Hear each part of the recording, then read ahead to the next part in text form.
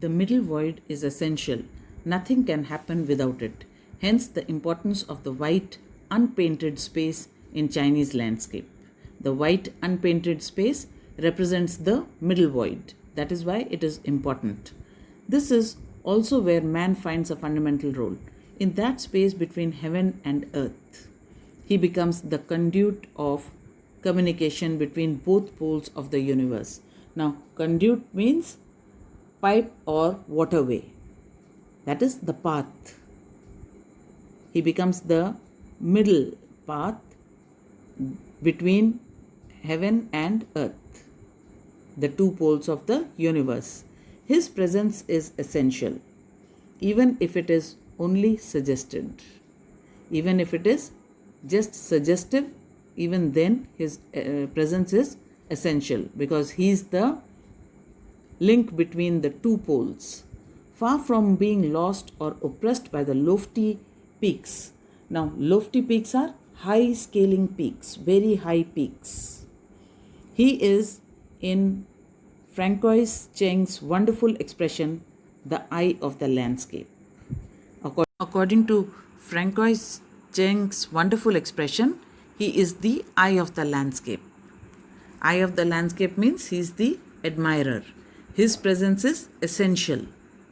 Even if it is suggestive, but it is still essential and he is important. So, he has been called the eye of the landscape.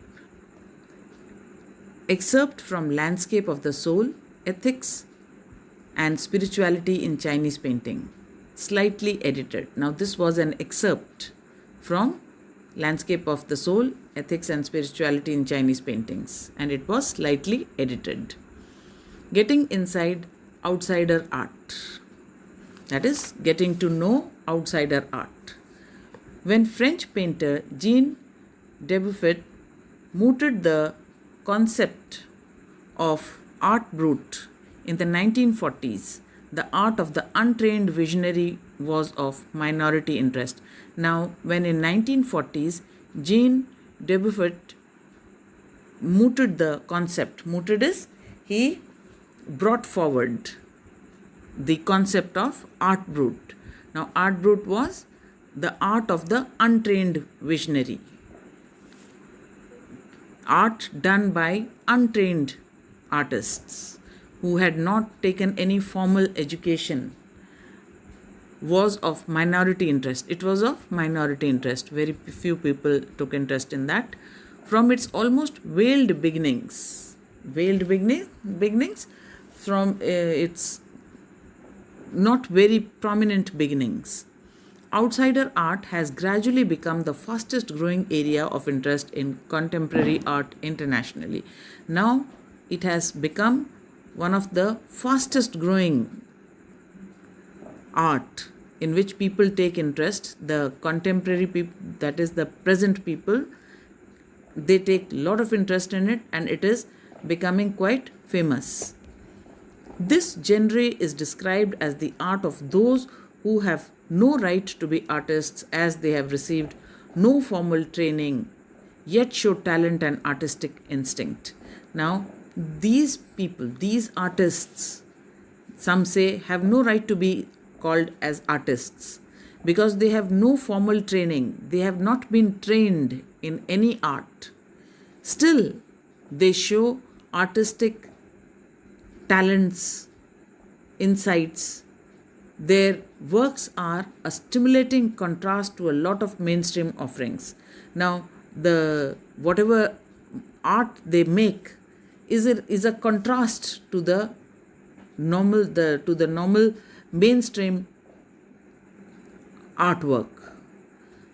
Around the time Dubuffet was propounding his concept in India, an untutored genius was creating paradise.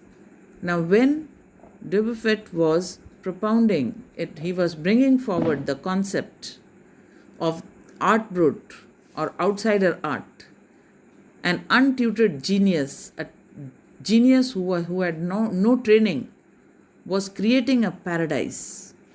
Years ago, the little patch of jungle that he began clearing to make himself a garden sculpted with stone. Years ago, a little patch of jungle, it was a little patch of jungle where he began. He started clearing that and he made himself a garden sculpted with stone, which was sculpted with stone. Recycled material is known to the world today as the Rock Garden at Chandigarh. Now, this artist, he was making a garden of stone sculptures which were made of recycled material, and it is now known as the famous Rock Garden at Chandigarh. Its 80-year-old creator, director Nek Chand is now hailed as India's biggest contributor to outsider art. The 50th issue, Spring 2005, of Raw Vision, a UK based magazine, pioneer in outsider art publications, features Nek Chand and his rock garden sculpture Woman by the Waterfall on its anniversary issue's cover. Now, the creator and director of the Rock Garden at Chandigarh, Nek Chand, is famous as India's biggest contributor to outsider art. The 50th issue of Raw Vision, a UK based magazine which is a pioneer in outsider art publications, which started publishing about outsider art, features Nek Chand and his rock garden sculpture Woman by the Waterfall on its anniversary issue's cover. The notion of art brut or raw art was of works that were in their raw state as regards cultural and artistic influences. Now, these ideas of raw art or art brut, they were not according to the cultural or artistic artworks as were done traditionally, normally by people. These arts were something which were totally new, depending upon the artist. Anything and everything from a tin to a sink to a broken down car could be material for a work of art. Now, in this, they did not use the normal things that art material that the artists used. They used anything and everything. Something Nek Chand has taken to dizzying heights. Now, Nek Chand has taken this use of any material in art to dizzying heights, to great heights, because he has used all the material, the waste materials. Recognizing his art as an outstanding testimony of the difference a single man can make when he lives his dream. His outstanding testimony, that is, it is a proof, it's an outstanding proof that the difference that a single man can make when he lives his dream. The Swiss Commission of UNESCO will be honoring him by way of a European exposition of his works. Exposition is explanation, something brought about in detail. The 5-month interactive show, Realm of Nek Chand.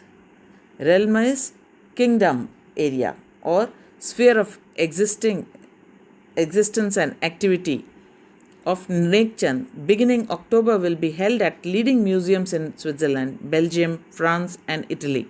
The biggest reward is walking through the garden and seeing people enjoy my creation, Nek Chand says.